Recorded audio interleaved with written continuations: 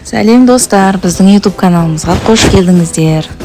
Достар, біз осы жазғы демалыста отбасымызбен машинамен Алматыға қыдыруға шықтық. Видеоны соңына дейін қарап, лайк, комментарий жазып, бізге подписаться етуді ұмытпаңыздар. Ал достар, біз үйден қалай шықтық, қалай бардық, Алматыға қалай жеттік, сол қызықтардың барлығымен осы видеоның соңына дейін сіздермен бөлісетін боламын. Шілде айында біз кешкі сағат 5:30-да өз машинамызбен 4 баламызды алып жолға шықтық. Солай жол жөнекей неше түрлі қызықтарға тап болдық. Бала-шағамыз әбіржіді, жылады, ойнағысы келді, жаурады, ыстықтады. Әйтеуір машинада неше түрлі қызықтар болды. Біз сияқты көп балалы отбасылар сіздер қалай жүресіздер, қалай тұрасыздар, комментарийге жазып кетіңіздер. Ал мына туннель жақында ғана салынып біткен екен. Осы туннельден біздің бірінші өтуіміз. Іші қандай керемет, әрі қызықты. Сіздер де осы жерден өткен болсаңыздар, комментарий жазып отырыңыздар. Ал достар, біз осы туннельден өткеннен кейін бала-шағамыздың ұйқысы келіп, машинамыздың орындықтарын жатқызып қойып, ұйықтайтын балаларды ұйықтаттық, ұйықтамайтындары алдыңғы орындыққа таласып, отыратындар отырып, жататындар жатып барды. Жол бойында әр түрлі қызықтарға тап болдық.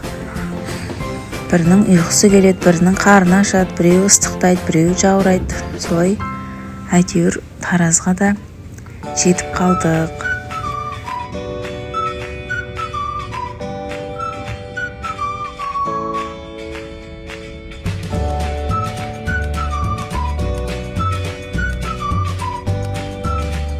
Міне достар, Тараздың аркасынан өтейін деп жатырмыз.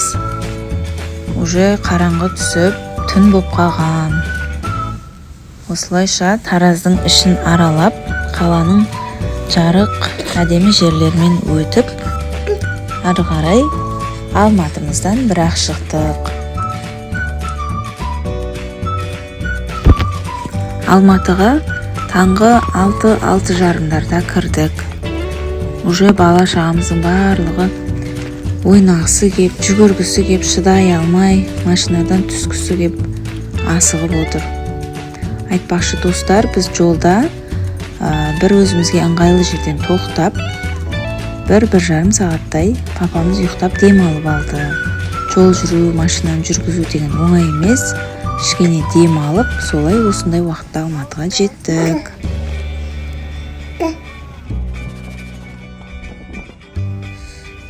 Мына жақта үй бос жатыр. Бұл да қашан жетеміз деп ойланып келе жатқан сияқты. Папасы мен баласы қуанып, жақындап қалдық, жетіп қалдық деп билеп, солай әйтеуір көңілдерін көтеріп кетіп бара жатыр. Достар, біз осы Алматыда өзіміз 1-2 күнге орналасатын үйімізге келдік. Келе салды орта осындай качеляға отырып, күліп ойнап, бала кезіміз еске түсіріп, қуанып тұрған сәтіміз ғой. Заттарымыздың бәрін жайғастырып, қонаққа шақырған үйлерге кіріп шықтық та, бірден Көктөбеге көтерілдік. Түн болса да Көктөбені көру үшін балаларымыздың ұйықтайын деп жатқан жерінен оятып, осындай қуанышты әдемі сәттерге куә болсын деп алып келдік. Көктөбені өзіміз бірінші рет көруіміз. Мен де, күйеуім де Алматыда қанша рет болсақ та мүлдем Көктөбеге келмеген екенбіз. Көктөбе сондай керемет, әдемі, таң қалатындай, қызығарлықтай күшті жер екен. Бізге қатты ұнады. Бала-шағамызға да ұнады.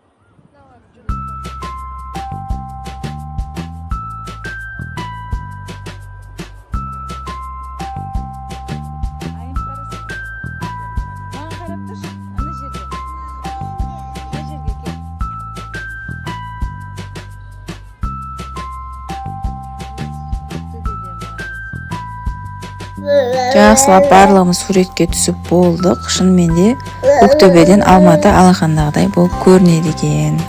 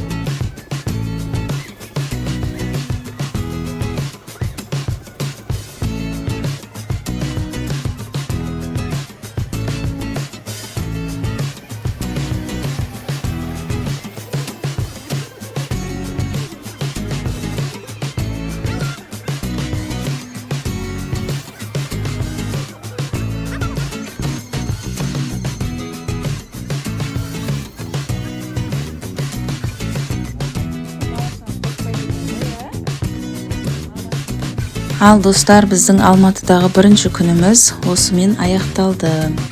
Әрі қарай біз үйге барып, демалып, ертеңгі күннің планын құратын боламыз. Ал достар, видеоның соңына дейін бізбен бірге болғандарыңызға рахмет. Біздің енді келесі видеоларымызда Алматыдағы екінші, үшінші күндерімізге арнап түсірген қызықты сәттерімізді көретін боласыздар. Сау болыңыздар, всем пока.